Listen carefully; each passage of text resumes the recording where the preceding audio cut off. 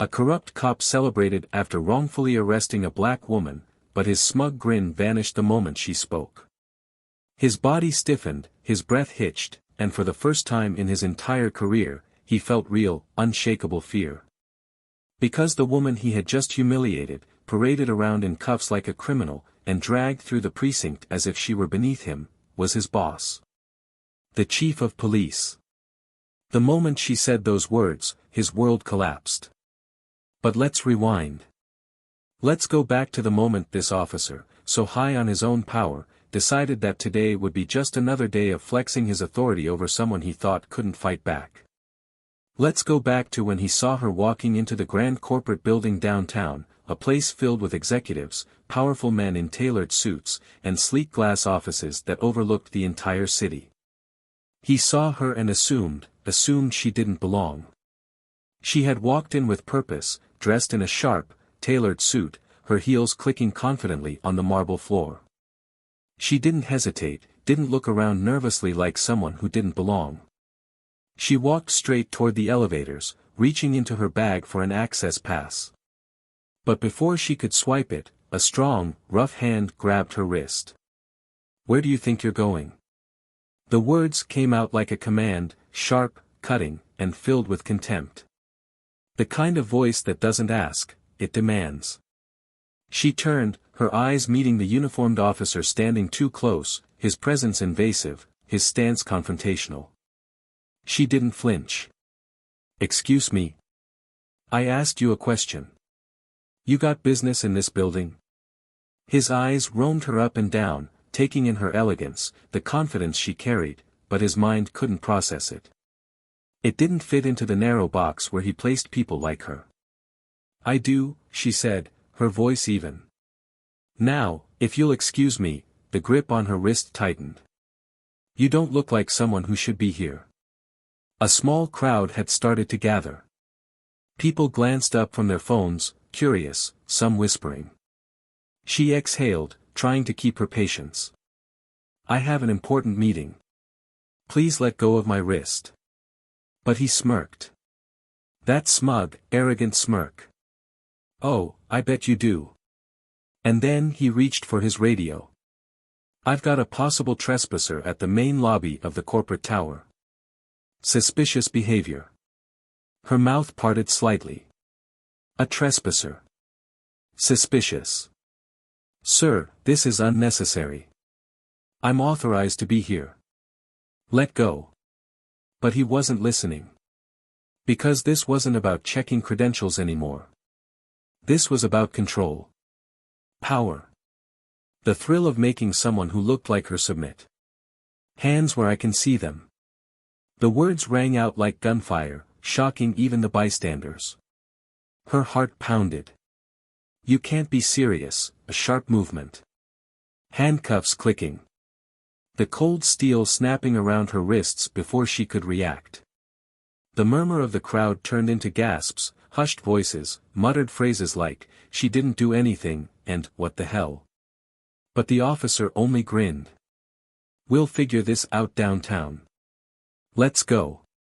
And just like that, she was dragged through the lobby, through the polished floors of a building where she was supposed to be in charge, reduced to nothing more than a spectacle.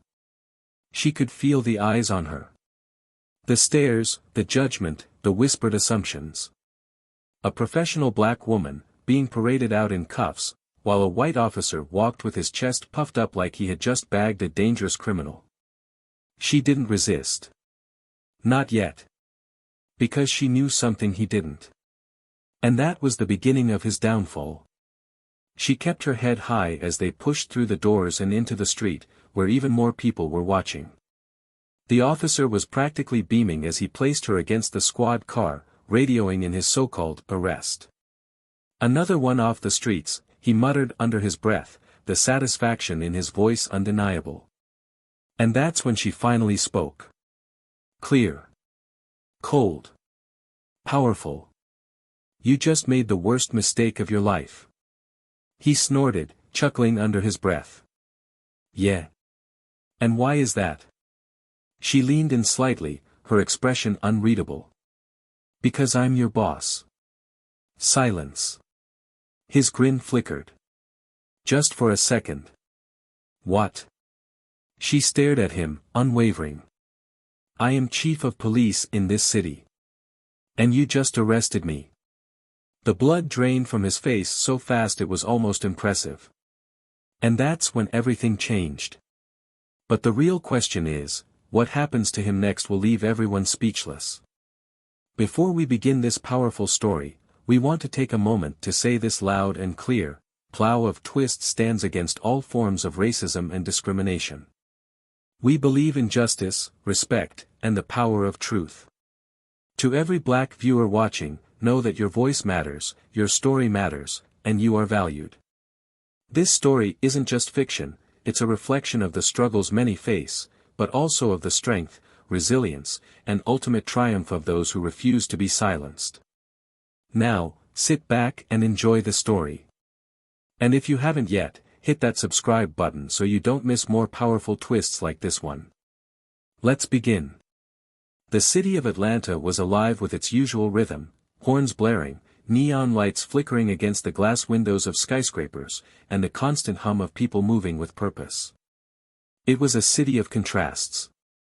Wealth and power coexisted uneasily with struggle and injustice, a balance that had never truly been equal. And in the heart of it all, standing at the top of the Atlanta Police Department, was Celeste Whitaker. Celeste was a woman who had fought for every inch of ground she stood on. Born and raised in the very streets she now swore to protect, she knew firsthand the weight of assumptions, the quiet and sometimes deafening discrimination that followed her throughout her career. She had worked twice as hard, pushed twice as much, and stayed twice as sharp, not because she wanted to prove anything to herself, she already knew her worth, but because she had to prove it to everyone else who doubted her the second they saw the color of her skin.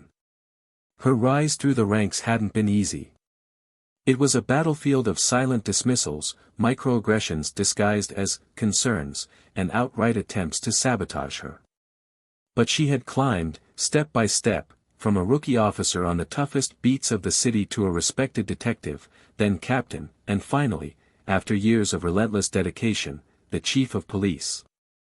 The first black woman to ever hold the position in Atlanta's history. Some celebrated her, others resented her, but no one could ignore her. She carried herself with an unshakable confidence, the kind that came from knowing she had earned her place at the table. Everything about her was deliberate: her sharp suits, her measured words, the way she held eye contact just a little longer than necessary to remind people she wasn't intimidated. She had long since learned that to survive in a world that tried to shrink her, she had to take up space unapologetically. But even with all her power, all her titles, there was still one thing she could never fully escape: prejudice disguised as authority. And then there was Officer Mark Calloway. Mark was a product of the system that had been broken for decades, a cop who had spent years wearing his badge like it was a shield, not just against criminals, but against accountability. He wasn't the worst of them, he didn't take bribes, didn't plant evidence, but he was part of the problem. The kind of officer who saw himself as the law rather than a servant of it. He believed in order, but only the kind that benefited him. He had stopped questioning his own bias long ago, if he had ever questioned it at all. He had grown up in the suburbs, the son of a retired police officer who filled his childhood with stories of the glory days, when officers didn't have to worry about being filmed, questioned, or challenged. His father had made it clear: policing wasn't about justice, it was about control. And Mark had taken that lesson to heart. For years, he had patrolled the streets with that exact mindset. He knew how to toe the line just enough to avoid trouble. He wasn't dumb. He wasn't reckless. He was careful. He never used slurs, never outright abused his power in ways that could get him caught. But he knew how to intimidate. How to remind people of their place. How to make sure someone knew that he had the power to make their life miserable, even if just for a night. And today was just another day for him. Another opportunity to assert dominance over someone who didn't fit the mold of who he believed belonged in certain spaces. The corporate tower stood tall against the city skyline, its glass reflecting the late afternoon sun in golden hues. The lobby was pristine, filled with men in dark suits, women in polished dresses, the scent of expensive cologne lingering in the air. Mark was there on an unrelated call, speaking with security about a minor trespassing report from earlier in the day. But then he saw her. Celeste walked in, composed, focused, moving with the authority of someone who had every right to be there. But Mark didn't see that. He saw a black woman in a corporate setting that, in his mind, didn't belong to her. She wasn't dressed like someone lost or out of place. No, she was too put together for that. And that made it worse. The more confident she was, the more threatening she felt. He stepped forward before he even realized what he was doing, cutting off her path. "Where do you think you're going?" His voice was firm, loud enough to make people glance up. He wanted them to look. He wanted an audience. Celeste barely acknowledged him at first, her attention still on the ID badge in her hand. Then, finally, she looked up. She didn't recognize him. There were too many officers under her command for her to remember them all by face alone. "Excuse me." Her tone was even, controlled. "You got business in this building?" He tilted his head slightly, posture squared, feet planted. A stance of dominance. Celeste's fingers curled slightly around the badge in her hand. There was a moment, just a moment, where she considered flashing it, ending this before it even started. But something stopped her. A bitter familiarity. A recognition of a pattern she had seen play out too many times before. He didn't ask for her ID. He didn't ask if she needed help. He went straight to doubt, to accusation. She exhaled slowly. "Yes, I do." He didn't move. She took a step forward. His hand grabbed her wrist. The moment it happened, time seemed to slow. A hush fell over the lobby. The slight tightening of his grip wasn't just about stopping her, it was about reminding her who had authority in this moment. Who was in control. "Step back," he ordered. Her expression didn't change. She could feel the tension in the air, the weight of the stares from the bystanders, the security guards watching but not intervening. She didn't step back. "Let go of me." But he only smiled. And then came the radio call. The escalation. The unnecessary force.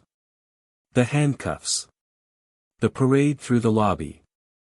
Mark thought it was just another day, another lesson to be taught to someone who thought they were above his authority. But he had no idea who he had just laid hands on. And when the truth came out, when the handcuffs came off and the weight of what he had done came crashing down on him, it would be too late.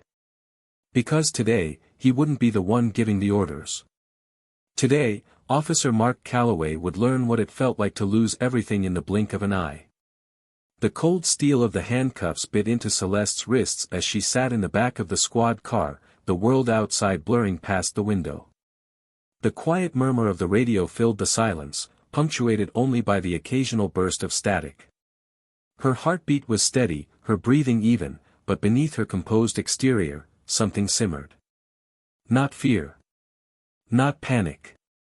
Something sharper. Something colder. Calculation. Officer Mark Calloway sat in the front, driving with one hand on the wheel, the other lazily resting on his radio.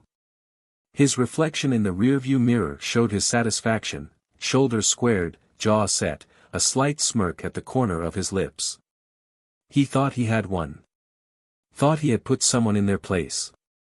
The way he drummed his fingers against the steering wheel, his body language oozing confidence, made it clear, this was routine for him. Another day, another display of power. Celeste remained silent, watching him.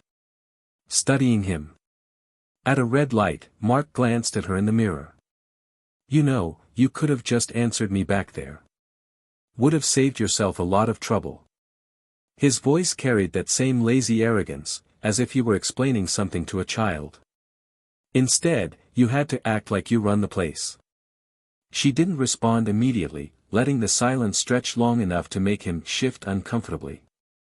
When she finally spoke, her voice was steady, measured. And you assume that I don't? He chuckled under his breath, shaking his head. Lady, I've been a cop long enough to know when someone's bullshitting me. You don't belong in that building. You had no business in that part of town, and we both know it. She tilted her head slightly, her gaze unwavering. And what exactly does belonging look like to you? Mark scoffed, as if the answer was obvious. It ain't about race, if that's what you're fishing for. It's about attitude. People who belong somewhere don't get defensive when they're asked a simple question. You got all high and mighty, thinking you didn't have to answer to me. And that, sweetheart, is how I know you were up to something. There it was. That need for control. That deep-seated belief that people like her had to justify their existence, had to prove they had a right to be where they were. It wasn't even personal to him, it was instinctual. A habit. Celeste turned her gaze toward the window, her lips pressing together for a moment. She could feel the weight of the moment settling, the tension coiling tighter with every passing second. She didn't argue. Didn't fight. Not yet. Let him bask in his ignorance for just a little longer. The car pulled into the station's parking lot, and Mark swung the door open with unnecessary force, stepping out and adjusting his belt like he was gearing up for another performance. He yanked the back door open and gestured. All right, out. Let's get you processed. She stepped out slowly, lifting her cuffed hands slightly as if to remind him of the absurdity of the situation. He ignored it, leading her through the precinct doors, where the noise of ringing phones, clacking keyboards, and low murmurs filled the air. And that's when everything changed. The moment they stepped inside, eyes started turning. One by one, officers at their desks, detectives reviewing case files, sergeants walking through the hallway, all of them froze. Conversation stopped mid-sentence. A hush spread across the room like a wave, swallowing the usual chaos of the station. Mark noticed it, but he didn't understand why. Not yet. He kept walking, pushing Celeste forward, oblivious to the way people were staring at him now, not at her, but at him. Then, from across the room, a voice broke the silence. What the hell is going on here? Detective Russell Harding, one of the few officers Celeste trusted in the department, was already moving toward them, his face a mask of pure disbelief. He wasn't the only one. More officers were rising from their desks, their expressions ranging from shock to outright horror. Mark frowned, glancing around. The energy in the room had shifted, but he didn't get it. I just brought in a trespasser from the corporate district, he said casually, his grip still firm on Celeste's arm. She was acting suspicious, refused to cooperate. Figured we'd get her ID checked out. Russell stared at him. For a long, agonizing moment, the entire precinct held its breath. Then, in a voice so sharp it could have cut glass, Russell said, "Take off those cuffs." Mark blinked. His posture stiffened slightly. "Excuse me." Russell's eyes burned into him, his tone cold, lethal. "You just arrested the chief of police, you dumb son of a bitch." The words landed like a gunshot. Mark froze. His grip on Celeste's arm loosened instantly. His mouth opened slightly, but no words came out. The color drained from his face so fast it was almost comical. Celeste waited. She watched as the realization slammed into him, piece by piece, shattering his entire sense of reality. Russell took a step closer, lowering his voice to something even deadlier. "Take off the cuffs. Now." Mark's hands shook as he fumbled for the keys. He couldn't look at Celeste, couldn't meet her gaze. The smug arrogance he had worn so easily just minutes ago had vanished, replaced by something raw, something close to panic. The moment the cuffs clicked open, Celeste slowly rubbed her wrists, letting the silence stretch between them. She could feel everyone's eyes on her now. Some horrified. Some furious. Some filled with a kind of quiet, knowing satisfaction. She exhaled, rolling her shoulders back, regaining her composure. Then, finally, she spoke. "Detective Harding," she said, her voice cool, controlled. "Would you mind escorting me to my office? I have some urgent matters to address." Russell nodded sharply. "Of course, Chief." She turned on her heel, walking away without another glance at Mark. But the moment she disappeared down the hallway, the whispers erupted. The tension in the room boiled over, crashing down on Mark like an avalanche. He could hear the murmurs, the barely contained rage from some of his colleagues, the quiet, incredulous laughter from others. His skin burned. His throat closed up. And then, a single, terrifying thought pierced through the noise: what the hell was about to happen to him?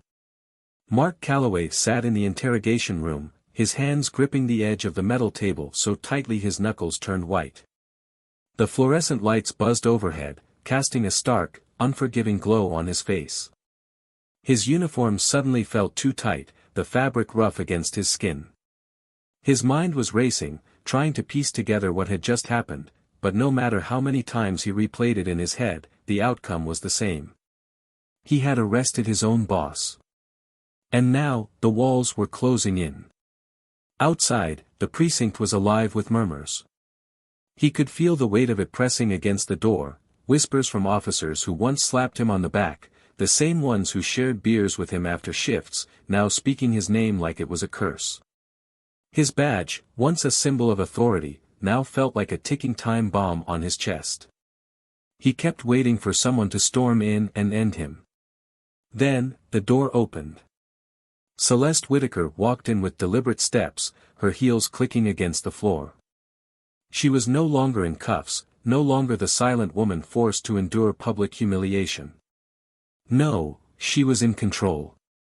And the air shifted the moment she entered, the entire room bending around her presence.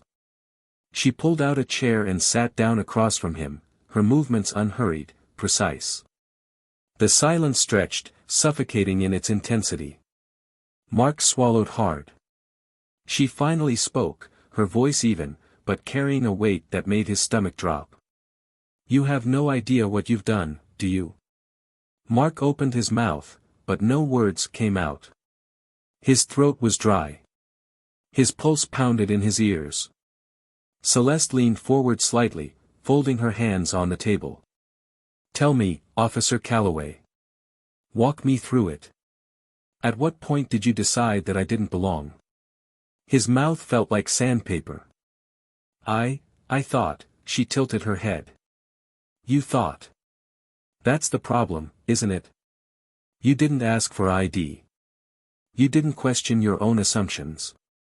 You saw a black woman in a corporate building and immediately decided she was suspicious. And you enjoyed it, didn't you?" Mark's jaw clenched.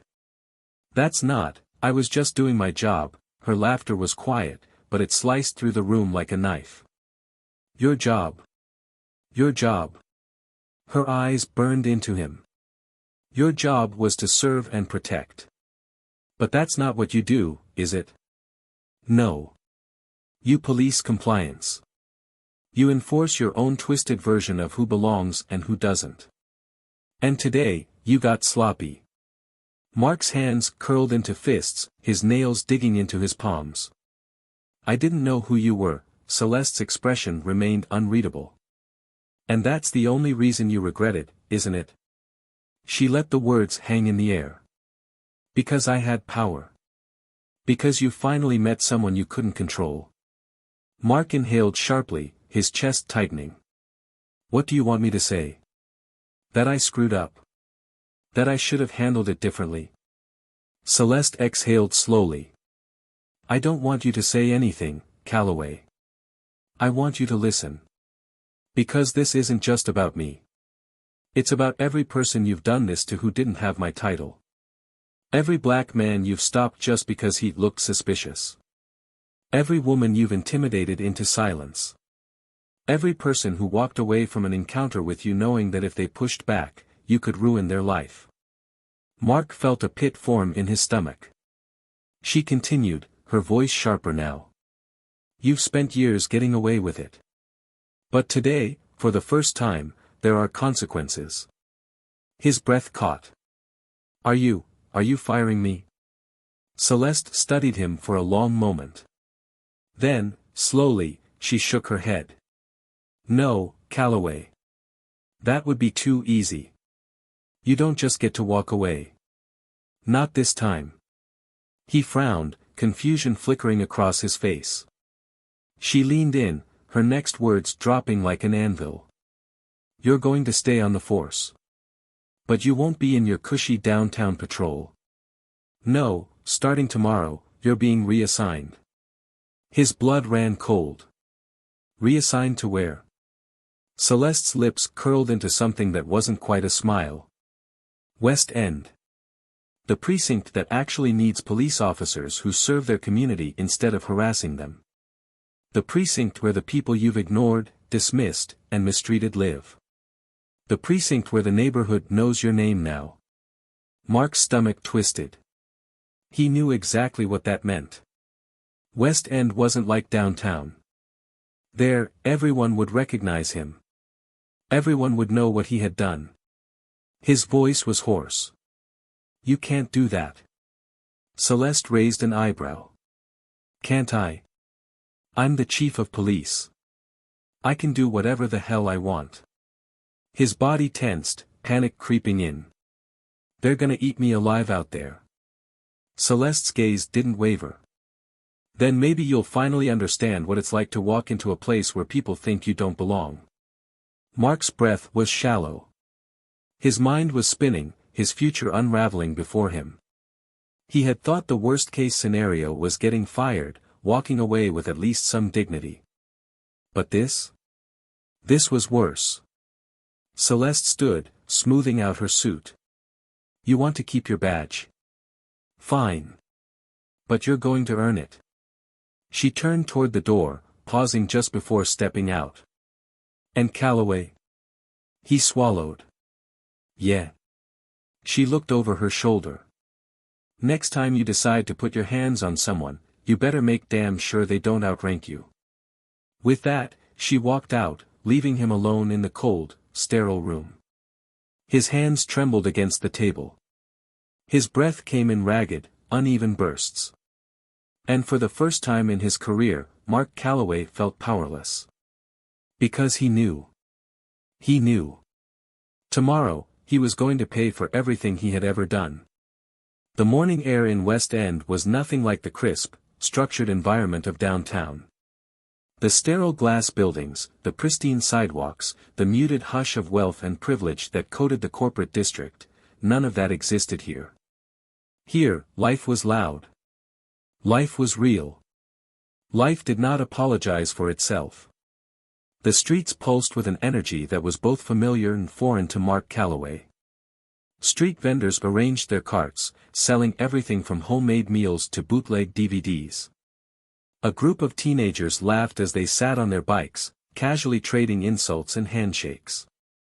The scent of frying food mingled with the distant aroma of a freshly lit cigarette, and voices carried from open storefronts, blending into a song of everyday survival. But under that rhythm, beneath the daily movements of the people who had lived here their entire lives, was something else. Something unspoken but undeniable. A memory that did not fade. A resentment that simmered just beneath the surface. A reckoning waiting to happen. Mark had felt it the second he pulled up to the precinct. He had stepped out of his patrol car, the weight of his new assignment settling into his gut like lead. He had expected whispers, but what he got was worse. Recognition. The kind of look people gave you when they knew exactly who you were and exactly what you had done. The glances weren't fleeting, they were sharp, deliberate. Some held anger. Others carried amusement. And some, the ones that chilled him the most, were simply watchful, waiting for the moment when his presence would become a problem. Officer Darius Mitchell was already leaning against the squad car, arms crossed, waiting. Darius had been on the force for more than a decade, but unlike most of the cops Mark had worked with downtown, he understood these streets. He knew these people, had grown up around them, had eaten at their tables, laughed with them, grieved with them. He wasn't a cop because he wanted power, he was a cop because he wanted change. And if Mark had been hoping for a neutral ally in his new assignment, the look on Darius's face made it clear, that was not going to happen. Mark adjusted his belt, clearing his throat as he finally met Darius's gaze. "So, this is where I'm stationed now." Darius didn't move, didn't blink. His voice, when he finally spoke, was flat. "Yeah. And let's get one thing straight right now, you ain't in charge here." Mark's shoulders tensed. "I never said." Darius pushed off the car, stepping closer, lowering his voice just enough to make it clear that he was not playing. "You don't run this precinct. You don't intimidate people. You don't pull that same downtown cop bullshit here because out here." He gestured toward the streets, toward the people watching them from a distance. "Everybody knows exactly who you are." Mark clenched his jaw, forcing himself to keep his expression neutral. "I get it, all right. You don't have to, you don't get a damn thing." Darius cut him off, his voice hard, like iron that had been tempered in fire. "You think this is punishment? That being reassigned here is some kind of slap on the wrist? Nah. This ain't punishment. This is accountability. And you ain't never had to deal with that before, have you?" Mark's fingers curled slightly, his breath coming in tight. "Look," Darius stepped even closer, eyes burning. "How many times have you pulled a black kid over just because he looked suspicious? How many times have you escalated a situation just to prove a point? How many times did you put someone in cuffs just because you could?" Mark felt the question land, sharp as a blade. Darius tilted his head, studying him. "See? You don't have an answer. You don't want to say it out loud, because if you do, then you gotta face what that means. But let me tell you something, Calloway, this precinct don't work like downtown. Here. People remember. They know your face. They know your name. And the same way you made people feel small, the same way you made them afraid." He let the words settle, his voice cold. "Now it's your turn." Mark's pulse pounded. Before he could respond, a shouting voice from up the block pulled both their attention. An older black woman was standing outside a small corner store, her stance firm, her voice sharp with fury. She had to be in her late 60s, her hair streaked with silver, her eyes burning with the kind of anger that had years behind it. "I don't care what the hell you're saying, my grandson didn't do anything." A young officer stood in front of her, looking uncomfortable, like he wasn't sure how to de-escalate what was unfolding. "Ma'am, I just need to ask him a few questions." The boy she was shielding couldn't have been more than 15. He stood at the store entrance, his hoodie pulled up, his hands shoved deep into his pockets. But it wasn't defiance in his posture. It was exhaustion.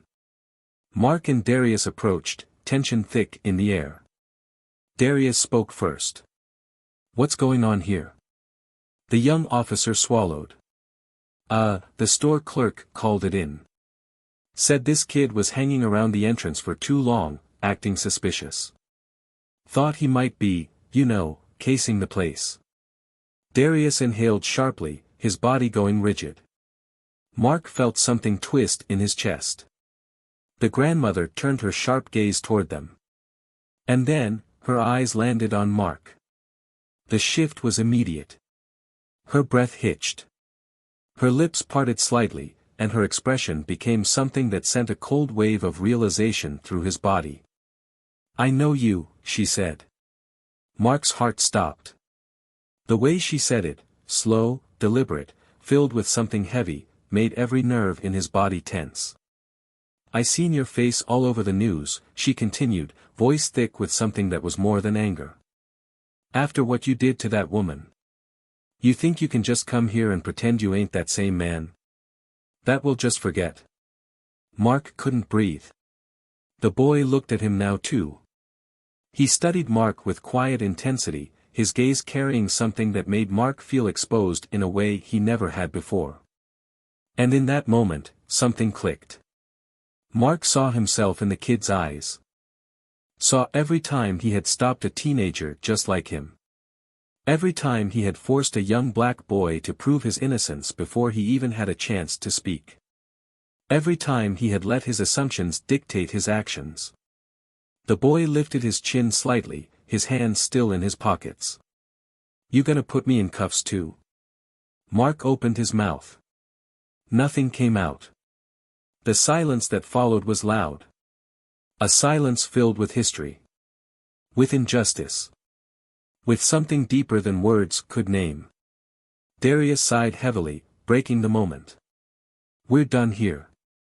He shot the young officer a look, making it clear that he was to walk away. The officer hesitated, then nodded, stepping back. Darius turned and walked off. But Mark? He stood there a second longer, feeling the weight of everything. The grandmother's stare. The teenager's challenge. The cold realization that he was not the man he thought he was. And for the first time, Mark Calloway understood what it felt like to be on the wrong side of the badge. Mark Calloway sat in his squad car long after his shift had ended, gripping the steering wheel so tightly his knuckles turned white. The streetlights outside flickered in the late evening glow, casting long shadows over the pavement. His uniform, once a second skin of authority, now felt constricting, suffocating, as if it carried the weight of every decision he had ever made. Every time he had stopped someone like that boy outside the corner store, every moment he had wielded power without question, it all felt like it was crushing him. He had thought the worst part of this reassignment would be the whispers, the pointed stares, the way everyone here knew exactly who he was and what he had done. But that wasn't it. The worst part was seeing himself through their eyes. The way people tensed when he walked past. The quiet, simmering resentment in their voices. He had spent years telling himself he was just doing his job, that people needed to learn respect, that he wasn't part of the problem, he was just enforcing the law. But the law had never felt so hollow. His radio crackled to life, static filling the silence before a voice broke through. "Calloway, you still on the clock?" Mark swallowed hard before responding. I'm still here. Dispatch has a call near West Broad. Domestic disturbance. We need units on the scene." He hesitated, the weight of the day still pressing down on him. Then, exhaling slowly, he reached for the radio. "Copy that. I'm on my way." The drive was short, but it felt long. When he arrived, a small crowd had gathered on the sidewalk. The streetlights flickered, illuminating the cracked pavement and the faces of neighbors peering through windows. The tension was thick, the kind that sat heavy in the air, unspoken but undeniable. A woman stood in front of a small brick house, her face streaked with tears, her voice sharp with frustration and fear. "He's inside," she said, breathing heavily. "He's not listening. I just need someone to get him out before he does something stupid." Mark exchanged a look with Darius, who had arrived moments earlier. Darius's expression was unreadable, but his eyes held something that challenged Mark. Like he was waiting to see what he would do next. They stepped up to the house, the front door slightly ajar, revealing the dimly lit interior. The air inside was thick with tension, the kind that made the hairs on the back of Mark's neck stand up. A man stood in the center of the living room, his chest rising and falling heavily, his hands clenched at his sides. He wasn't armed. He wasn't attacking anyone. He was just angry. Raw, exhausted, filled with a rage that had no direction. Mark had seen this before. Too many times. And every time, it had ended the same way: handcuffs, an arrest, another man taken away, another family broken. But this time, he hesitated. The man's eyes flicked to Mark, narrowing immediately. "Oh, hell no," he muttered, his jaw tightening. "I know who you are." The words landed hard. Darius stepped forward, his voice steady. Ain't nobody here trying to make this worse. You got people outside worried about you, man. Your wife called us because she doesn't want this to go bad. The man scoffed bitterly. That right? Or you just looking for a reason? His eyes cut back to Mark. Because I know damn well he is. Mark felt something coil in his chest, something that used to be defensiveness, but now. Now it was shame. No, he said, his voice quieter than he expected. I'm not. The man laughed, hollow, shaking his head. Bullshit. I know what kind of cop you are. Mark swallowed. You don't. Not anymore. Silence stretched between them, thick and suffocating. Darius gave Mark a look that said this is on you now. Mark exhaled slowly and took a step forward, but not in the way he normally would. He didn't stand tall, didn't puff his chest out, didn't take the dominant stance he had been trained to take in these situations. He lowered his voice. I've done a lot of things I shouldn't have. I've made assumptions I had no right to make. And I can't take that back. He let the words settle before continuing. But I'm not here to add to that list. Not tonight. The man didn't speak, but his posture shifted, the sharpness in his shoulders loosening just slightly. Mark kept going. I don't expect you to believe me. I wouldn't either if I were you. But right now, you got a choice. Walk out of here, talk to your wife, figure out what happens next. Or, he let the alternative hang in the air. The man exhaled sharply, rubbing a hand over his face.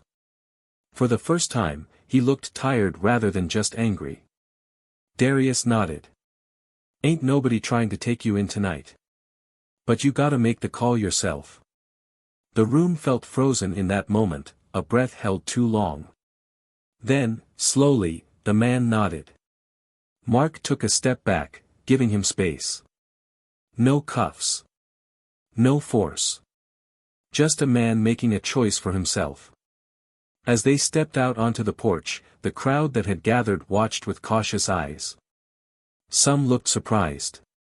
Some looked skeptical. But no one looked away. Mark felt their stares, felt the weight of their expectations pressing against his back. He had spent years seeing himself as the one who set the rules, the one who dictated how things were going to go. But now he was the one being watched. Darius clapped him on the shoulder, his voice quiet but firm. First time you've ever handled a call like that, huh? Mark didn't answer immediately. Then, finally, he nodded. Yeah. Darius studied him for a long moment before exhaling through his nose. We'll see if it sticks. The words stung, but Mark knew they weren't meant to be cruel. They were real. Because one good action didn't erase everything that came before it. But maybe, just maybe, it was a start. Mark sat in his patrol car, the soft hum of the engine the only sound filling the silence between him and Darius. The street outside was quiet now, the tension from the earlier call having settled, but inside the car, there was something thick in the air, a weight that neither of them wanted to be the first to address. Mark felt it pressing against his chest, coiling in his throat like something unsaid, something that had been waiting for years to be spoken. Darius leaned back in his seat, his fingers tapping lightly against the door. He had been watching Mark carefully all night, not just in the way a partner watches another officer, but in the way a man studies a threat, gauging, measuring, waiting to see if change was real or just another illusion. Mark had spent his entire career being the one in control, but now he was the one being watched. Judged.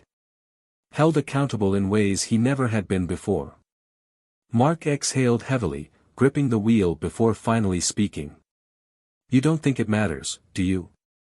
His voice was quieter than usual, lacking its usual sharp edge, as if even he wasn't sure of the answer.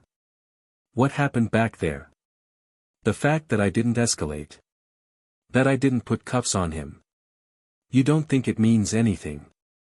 Darius didn't answer right away.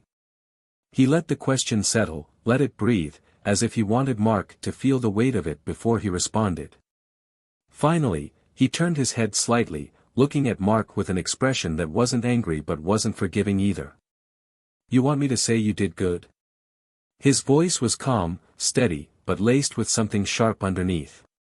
"You want a damn pat on the back because you finally acted like a cop instead of a walking power trip?"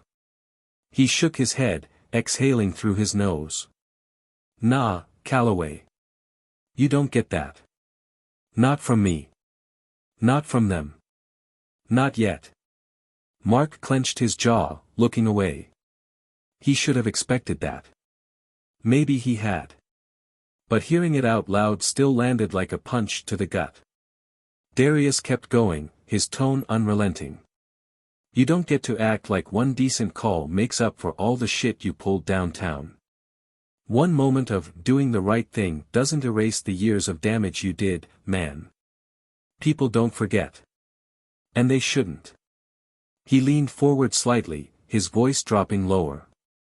"You think that kid outside the store forgot the way you looked at him? You think his grandmother forgot your face? Hell, Calloway, if the roles were reversed, would you forget?" Mark's throat felt tight. "No," Darius nodded once. "Then why the hell do you think they should?" Silence stretched between them, thick and heavy. Mark felt something deep in his chest, something uncomfortable but undeniable. He had spent years pretending he was one of the good ones, convincing himself that whatever mistakes he made were justified. But standing in this precinct, wearing this uniform in a neighborhood where his name carried nothing but disgust, he was beginning to realize, being one of the good ones wasn't about what he thought of himself. It was about what they saw. Darius sighed, shaking his head. "You want to know the difference between you and me?" Mark didn't answer. Darius continued anyway.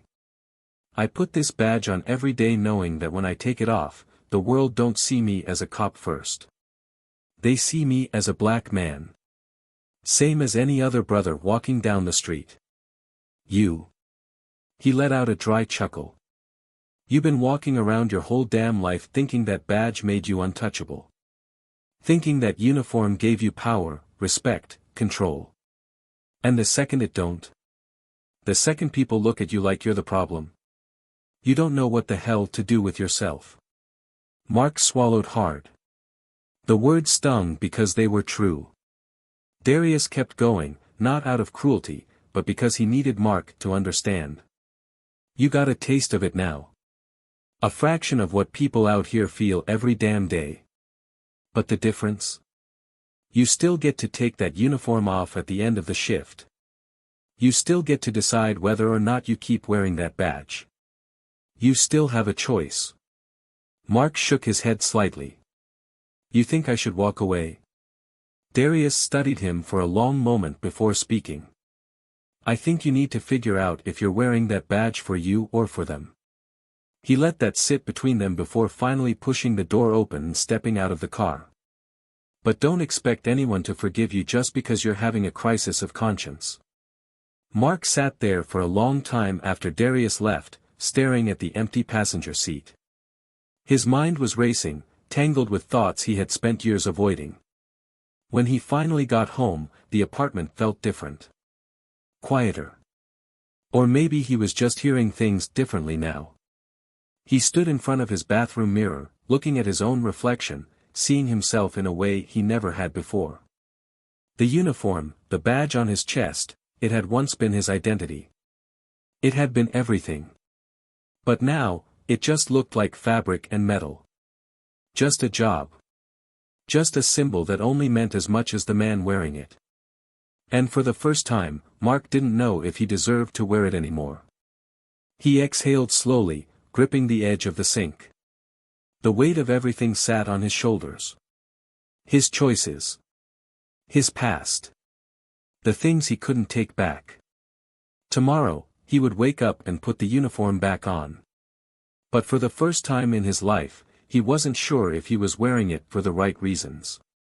And maybe that doubt. Maybe that was the first real step towards something different. Mark Calloway sat alone in the locker room of the West End precinct, the metal bench cold beneath him, the dim overhead light casting long shadows along the tiled floor. His uniform shirt was unbuttoned at the collar, his tie loosened, his body hunched forward with his elbows resting on his knees. The day had drained him in a way he had never felt before, like something had been pulled out of him and he wasn't sure if he would ever get it back. He had spent his career believing in an authority that had always protected him, believing in a system that had always favored him, and now, for the first time, that foundation felt shaky beneath his feet. The precinct was quieter at this hour, only a few officers still at their desks, the low hum of voices and ringing phones filling the silence. But Mark didn't move. He just sat there, staring at the scuffed floor, feeling the weight of the day press against his chest. He wasn't used to feeling like this, like he wasn't in control, like he wasn't the one holding the power in his hands. The door creaked open, and Mark didn't need to look up to know it was Darius Mitchell. He could feel the weight of his presence before he spoke, the measured steps, the quiet awareness in the way he moved. Darius leaned against the row of lockers, arms crossed, watching him for a long moment before speaking. "Rough day." Mark let out a slow, bitter laugh, shaking his head. "That obvious?" Darius smirked slightly, but there was no humor in it. "Yeah. It is." Silence stretched between them. Mark ran a hand through his hair, exhaling sharply. "I don't know what the hell I'm doing here, man. I don't even know who I am anymore." Darius tilted his head slightly. "That's the first honest thing I think I've ever heard you say." Mark glanced up, something between exhaustion and irritation flickering in his eyes. "You enjoy this? Watching me squirm?" Darius pushed off the lockers, shaking his head. "Nah. I don't enjoy watching a man drown. But I do think it's about damn time you learned what it feels like to be in the deep end without a life raft." Mark scoffed, rubbing his hands over his face. "I don't even know how to fix this. Any of it." Darius let out a breath, crossing his arms again. "You think this is about fixing something? Like there's some clean little solution you can slap on it, and suddenly everything's okay? This ain't about that, Calloway. It ain't about making yourself feel better so you can sleep at night. It's about facing what you've done. Sitting with it. Living with it. And then deciding whether you're gonna do a damn thing about it." Mark was silent, his fingers tightening against his knees. Darius studied him, shaking his head. "You spent years walking around like the law was whatever you decided it was. Like the people you put in cuffs were just obstacles in your way. You didn't give a damn about how they felt, about what your badge meant to them. But now you're sitting here realizing that every decision you ever made has consequences. That people don't forget. That they don't forgive just because you suddenly grew a conscience." Mark swallowed hard, his throat feeling tight. Darius took a step closer, lowering his voice. "You think that kid outside the store today is gonna forget the way you looked at him? The way his grandmother looked at you? You think the people in this neighborhood are ever gonna see you as something other than the cop who thought he was above them?" Mark's chest tightened, the truth of it settling in like a weight he couldn't shake. Darius exhaled sharply, shaking his head. "Man, you don't even see it yet, do you? You're standing at a crossroads, Calloway. You got two choices. You can either double down on the man you used to be, keep pretending none of this ever happened, go back to enforcing bullshit rules that only ever hurt people who look like me. Or you can do the work. And let me tell you something, if you choose the first option, you're gonna lose whatever little shred of dignity you have left." Mark clenched his jaw, his pulse pounding in his ears. "And what if I do the work? What if I actually try to change? You really think that'll matter? You think any of these people are gonna trust me?" Darius let out a dry laugh. "Oh, hell no. They ain't gonna trust you. Not for a long time. Maybe never. Because trust is earned, not given. And you ain't earned a damn thing yet."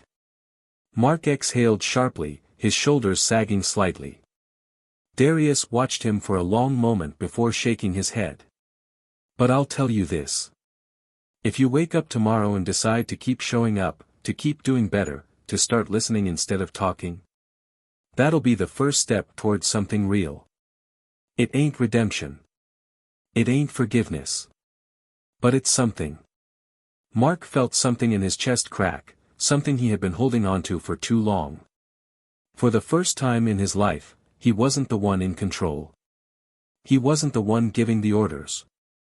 He wasn't the one deciding how things would play out. And it was terrifying. But maybe, just maybe, it was what he had needed all along. Darius sighed, pushing off the lockers. Get some sleep, man. Tomorrow ain't gonna be any easier. Mark let out a slow breath, nodding slightly. Yeah. I know.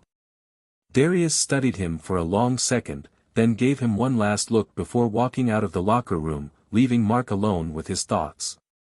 And for the first time in a long time, Mark didn't try to push them away. He let them settle in, let them hurt, let them matter. Because this time, there was no escaping them. This time, he had to face himself. Mark Calloway stood outside the precinct, his shoulders heavy with the weight of months spent trying to prove something to a community that had every reason to turn their backs on him. The late evening air carried a stillness, the kind that settled deep into the bones, the kind that made everything feel more real. The streetlights flickered in the growing darkness, their glow reflecting off the damp pavement from the rain that had passed earlier. The city still moved around him, cars honking in the distance, voices trailing from street corners, the faint sound of music spilling from an open window, but despite the familiar noises of Atlanta's night, Mark felt like he was standing outside of it all, watching instead of belonging. For so long, belonging had been a given. He had walked through precincts, through neighborhoods, through situations where his authority was never questioned, where his badge ensured that his presence was accepted, respected, even feared. But here, in West End, things didn't work like that. Here, people didn't respect authority just because it demanded to be respected. Here, people remembered.